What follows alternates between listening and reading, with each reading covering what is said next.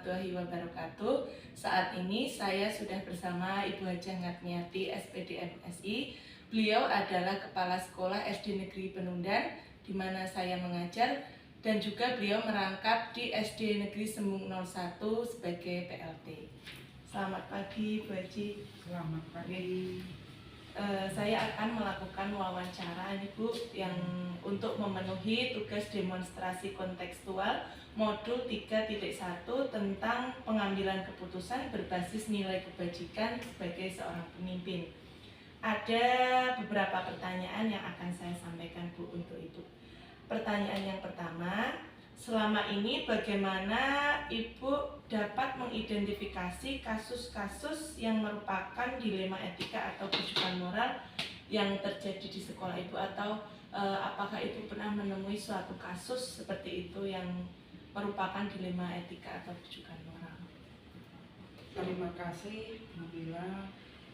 Di sekolah kita ini memang ada permasalahan yang seperti itu. Contohnya pada saat anak itu sering tidak masuk sekolah.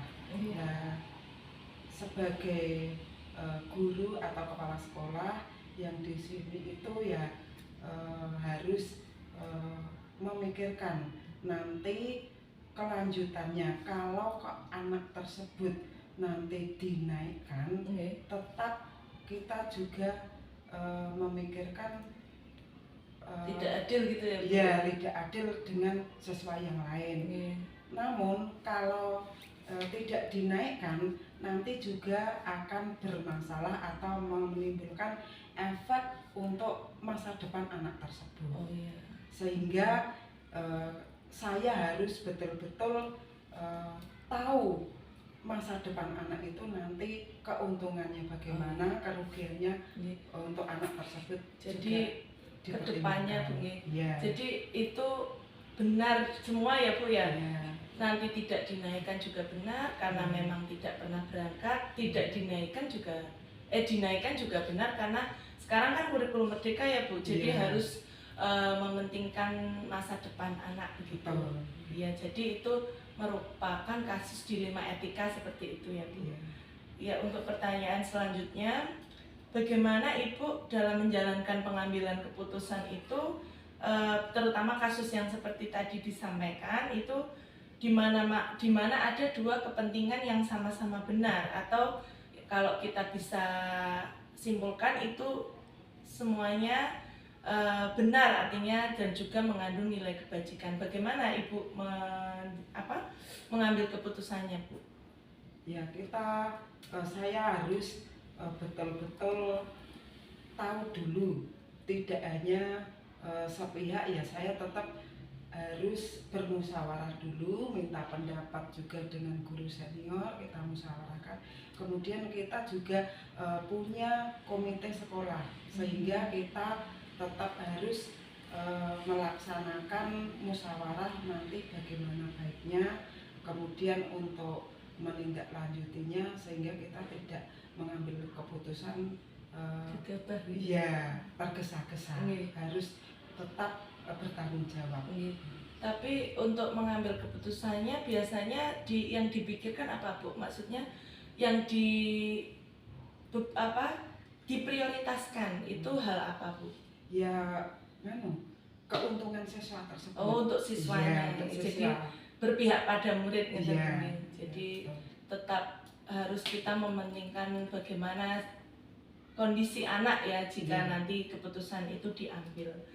Ya, langkah atau prosedur apa yang biasa Ibu lakukan selama ini dalam pengambilan keputusan? Ya, untuk mengambil keputusan, saya yang pertama untuk melaksanakan keputusan itu ya saya bermusyawarah dengan teman-teman guru. Kemudian setelah itu juga dengan komite sekolah, karena mau tidak mau kita tetap ada komite sekolah untuk mempertimbangkan semua. Karena biasanya lebih tahu ya Bu kondisi anak. Kemudian di masyarakat juga komite sekolah itu sangat berperan sekali, sehingga sekolah dengan komite sekolah itu tetap terjalin hubungan yang baik. Jadi tetap melibatkan guru-guru untuk bermusyawarah, kemudian komite, dan juga tadi keputusan yang diambil itu harus berpihak pada murid gitu ya. Iya. Ya, selanjutnya hal ini apa selama ini ya Bu yang Ibu anggap efektif itu dalam pengambilan keputusan kasus-kasus dilema etika itu, menurut Ibu yang efektif yang bagaimana? Keputusannya harus bagaimana? Keputusannya ya harus jangan satu pihak. Oh iya. Ya, harus jeli, kita tidak hanya satu pihak.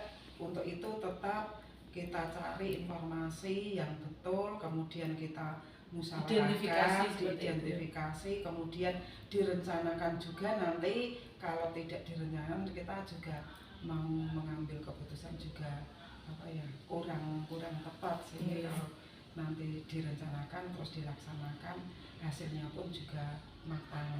Karena nanti kan Ibu harus mempertanggungjawabkan gitu ya. Jawabnya. Iya.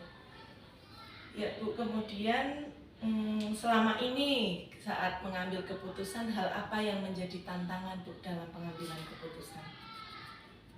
Untuk tantangannya ya banyak sih, terutama kita nanti sekolahnya itu kalau keputusannya itu tidak bagus, tidak menguntungkan siswa atau tidak berpihak pada siswa, juga akibatnya kita di sekolah itu, di masyarakat itu akan kurang citra sekolah ya, gitu ya, citra sekolahnya kurang bagus. Jadi, kemudian ada juga sekolah tetangga, sehingga kita itu tantangannya ya, sehingga kita juga harus sangat-sangat hati-hati dalam mengambil keputusan. Apakah ada mungkin hal yang menjadi kebiasaan di sekolah Bu yang menjadi tantangan? Ada. Dan untuk kebiasaannya, kalau nanti kita itu anak yang tidak naik beberapa tahun atau beberapa kali, itu juga berefek samping juga. Karena kasihan ya Bu. Ya, kasihan. Kemudian untuk beban moralnya juga akan nanti putus sekolah juga, karena kalau sudah tidak naik beberapa kali mesti keluar, tidak mau sekolah. Iya, jadi akan menimbulkan putus sekolah. Iya. Kalau masyarakat sendiri bagaimana Bu? Kalau misalnya gitu sekolah membuat suatu keputusan yang kurang berpihak pada murid, apakah sekolah ini, artinya wali murid ini termasuk wali murid yang aktif Bu di sini? Iya, aktif sekali. Apapun kegiatan di sekolah itu, apalagi yang anak-anak itu pasti maksudnya untuk kegiatan merespon, merespon. Karena orang tua wali murid di sini itu sangat antusias sekali. Semua kegiatan itu didukung sekali oleh masyarakat. Sudah kerjasamanya juga sudah bagus, sehingga sekolah kita ini tetap harus mempertahankan, harus citranya juga bagus, bisa dipertanggungjawabkan, apalagi dalam mengambil keputusan. Kemudian apakah Ibu punya jadwal tertentu misalnya dalam menyelesaikan suatu kasus atau masalah? Ada. Ya, jadwalnya itu misalkan ada kasus, saya harus mengidentifikasi dulu kasusnya bagaimana, kemudian saya tidak langsung mengambil keputusan, saya rencanakan, nanti saya jadwalkan, saya pertemukan dulu dari siswanya dulu, misalnya kasusnya apa, terus saya panggil dulu. Kalau sudah dipanggil, nanti saya cross check dengan wali muridnya. Setelah wali murid, ya saya juga memberitahukan kepada komite sekolah, sehingga dari beberapa pihak itu tidak miskomunikasi, sehingga ada permasalahan apapun, ada kasus apapun, kita tahu semua dan segera cepat diselesaikan. Artinya juga kondisional ya Bu, ketika menghadapi suatu kasus. Kemudian apakah biasanya Ibu langsung menyelesaikan di tempat jika menemui masalah atau tadi ada prosedur dulu, Bu? Oh, ya, ya ada prosedurnya, tidak langsung karena kalau langsung itu ya apa ya hasilnya juga akan nanti belum belum apa ya maksimal. Oke. Kalau kita apa Tergesa-gesa. ada prosedur dan itu tidak tergesa-gesa kan hasilnya kan maksimal. Kemudian ya kita jalani ya terus nanti kita rencanakan terus baru kita melaksanakan. Iya. Selanjutnya Bu, apakah ada seseorang atau faktor apa atau pihak gitu yang selama ini mempermudah atau membantu Ibu dalam pengambilan keputusan kasus dilema etika seperti tadi, Bu? Ya, ada. Yang pertama itu saya berkomunikasi dengan komite sekolah. Oh, iya. Kemudian kalau komite sekolah kok belum belum memberikan, saya belum mantap, Oh, iya. masih ada juga pengawas sekolah. Oh, pengawas. Ya. Jadi komite sekolah dan pengawas ini sangat berperan Bu ya dalam Ibu pengambilan keputusan supaya keputusan yang diambil juga dapat dipertanggungjawabkan. Pertanyaan yang terakhir Bu, dari semua hal yang Ibu sampaikan tadi, pembelajaran apa yang dapat dipetik dari pengalaman Ibu dalam mengambil keputusan? Yang kita petik yaitu kalau ada masalah atau ada kasus, kita tidak boleh tergesa-gesa dan harus lebih matang, harus kita jeli untuk mencari duduk permasalahannya sehingga dalam memutuskan masalah atau memutuskan keputusan itu kita tidak boleh gegabah dan harus bertanggung jawab dan bisa dipertanggungjawabkan kepada masyarakat serta pihak yang terlibat seperti itu. Jadi kalau bisa saya ambil kesimpulan Bu, dalam pengambilan keputusan ini Ibu selalu mengutamakan yang namanya kepentingan murid. Ya, itu yang pertama. Kemudian keputusan yang diambil juga dapat dipertanggungjawabkan, dilakukan dengan berbagai prosedur dan melibatkan banyak pihak agar keputusan yang diambil adalah keputusan yang tepat. Begitu ya Bu? Yang penting jangan sampai merugikan murid.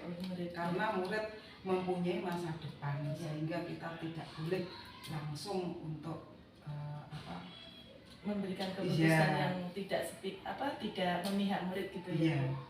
Ya, mungkin cukup Bu untuk pertanyaan dari saya. Terima kasih sekali Ibu sudah meluangkan waktu untuk memenuhi tugas saya ini Bu, berbagi pengalaman dalam pengambilan keputusan.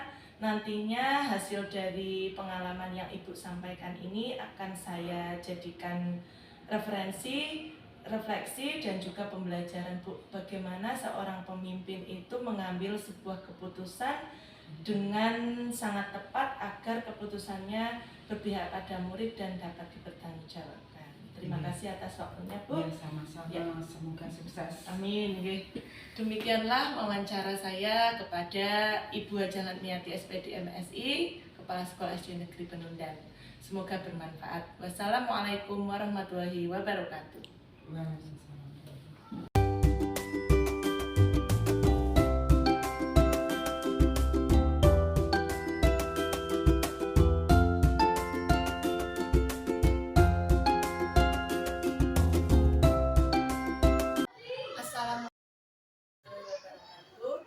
Saat ini saya sudah bersama Bapak Fauzan SPD. Beliau adalah Kepala Sekolah SD Negeri Banyuputih 01 yang juga sebagai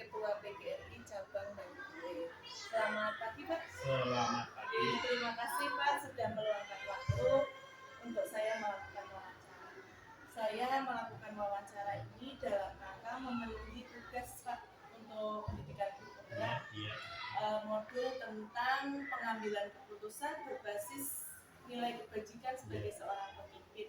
Nanti ada 8 pertanyaan yang akan saya sampaikan kepada Bapak tentang penyelesaian kasus dilema etika.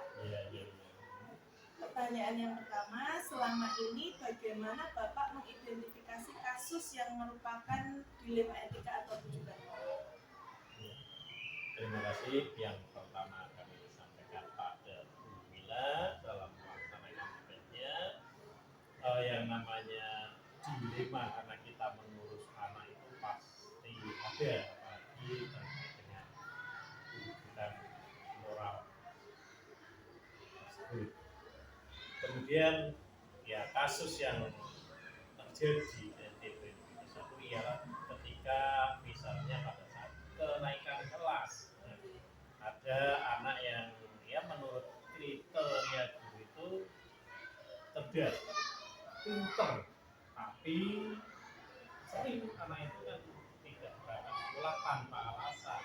Biasanya dalam satu minggu ada hari yang mereka tidak masuk.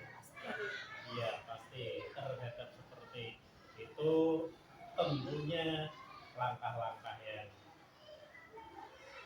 saya lakukan. Yang namanya kepala sekolah itu bukan kekuasaannya bukan absolut ya. Kita punya teman, kita punya rekan lebih dahulu meskipun itu ada tata tertibnya, ada aturannya ketika kita harus menaikkan anak misalnya, ini kami tetap mengambil langkah untuk berkoordinasi dengan yang tentunya dalam menentukan keputusan ini tidak akan merugikan siswa. Artinya keputusan yang diambil itu tetap memikirkan kepentingan siswa Pak gitu. Jadi tadi Bapak sampaikan tentang kasus yang menaikkan murid padahal dia jarang masuk gitu ya Pak. Menaikkan juga benar karena dia punya hak untuk bersekolah Pak ya. Tidak naik juga betul karena memang sering tidak masuk, artinya itu dilema etika Pak. Ya. Pertanyaan selanjutnya, bagaimana Bapak menjalankan pengambilan keputusan di sekolah, terutama untuk kasus yang itu ada 2 kebenaran atau ada 2 nilai kebajikan itu Pak, bagaimana Bapak menjalankannya? Terima kasih untuk jawaban pertanyaannya kedua ya, mungkin ya cukup sulit untuk dilaksanakan, tapi setidaknya yang pertama di sekolah ada tata tertib, kemudian yang selanjutnya ya tadi seperti saya katakan bahwa kepentingan siswa diutamakan, tetapi juga melihat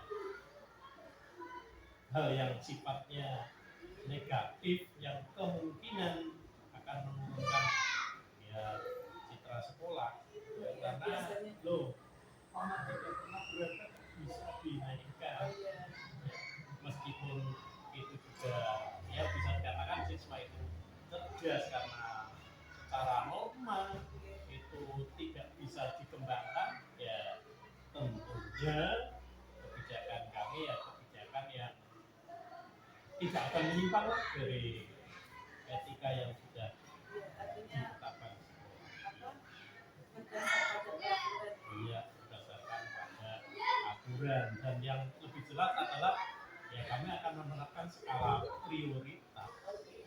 Skala prioritas harus kami utamakan, tentunya tidak saya tentukan sendirian karena tadi kami juga punya guru, kami juga punya komite di tingkat kecamatan, juga ada atasan kami, ada pengawas sekolah.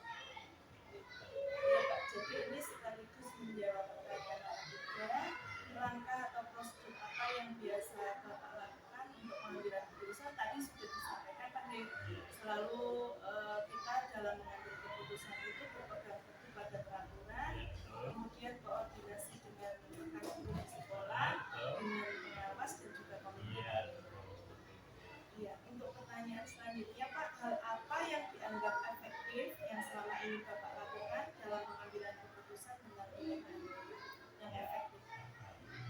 yang efektif. Tapi ketika kita sudah bermusyawarahkan dengan teman yang lain ya, kemudian juga atas pertimbangan dengan komite sekolah. Nah, yang lebih efektif bahwa kepentingan itu tidak berdasarkan kehendak pada kepala sekolah saja, bukan egonya kepala sekolah saja, tapi keputusan yang efektif adalah kepentingan yang memprioritaskan anak. Ya, anak tidak menjadi korban dan anak adalah ya pribadi yang menyenangkan karena anak dalam masa Biasanya Pak, selama ini hal apa yang menjadi tantangan Bapak dalam pengambilan keputusan? kalau tantangan itu pasti ada yang namanya kerja. Tanpa adanya tantangan, tanpa adanya kritikan, berarti kita belum bekerja, tidak akan begitu ya. Tantangannya karena menghadapi banyak orang tua murid, menghadapi lingkungan, ya, tantangannya adalah ya kritikan dari siswa. Yang dari luar dari dalam pun juga banyak, tidak semua guru kadang mendukung langkah kepala sekolah, tidak semua guru kadang patuh terhadap apa yang telah diputuskan sekolah. Sekolah kelihatannya mendukung, tapi kadang dibuat tidak mendukung. Ya, jadi yang namanya tantangan itu pasti ada yang dari dalam, dari luar. Tapi setidaknya ya saya sebagai kepala sekolah, asalkan keputusan di sekolah itu sudah diputuskan bersama, sekali lagi kepala sekolah itu tidak bisa bertindak sendiri. Kepala sekolah itu jangan menerapkan sikap otoriter. Kepemimpinan di sekolah bersifat kolektif kolegial. Selanjutnya, apakah selama ini dalam pengambilan keputusan itu ada jadwal Pak, atau dilakukan secara langsung ketika menemui kasus atau dijadwalkan? Terima kasih. Kami menggunakan dua cara.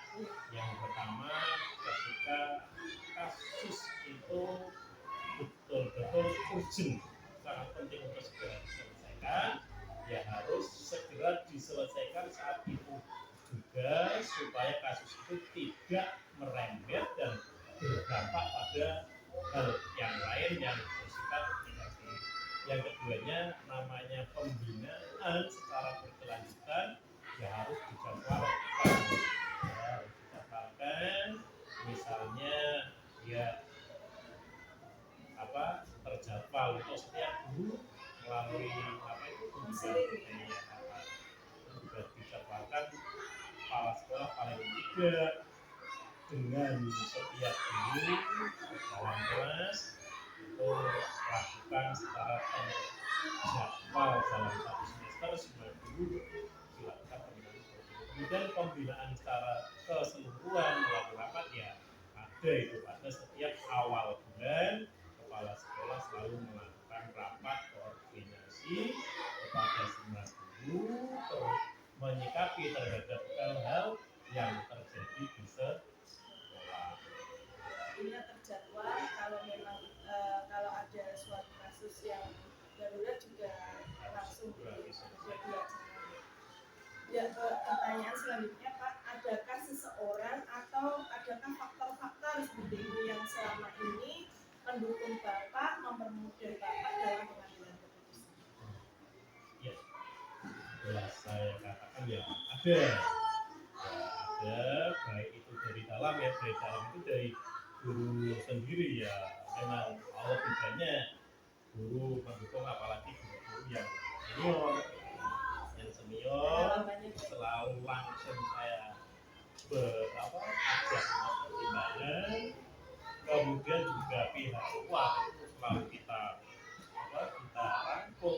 Yang pertama adalah komite sekolah, kemudian dari dinas-dinas yang perlu kita ajak kerjasama, seperti dari kepolisian, polsek, dari KUA. Kadang kan kasus menyangkut kesehatan, nah ini kita berhubungan dengan kasus terkait dengan masalah ya kenakalan anak, ya pembinaannya ke polsek yang tahu sehingga kita tidak bertindak sendiri.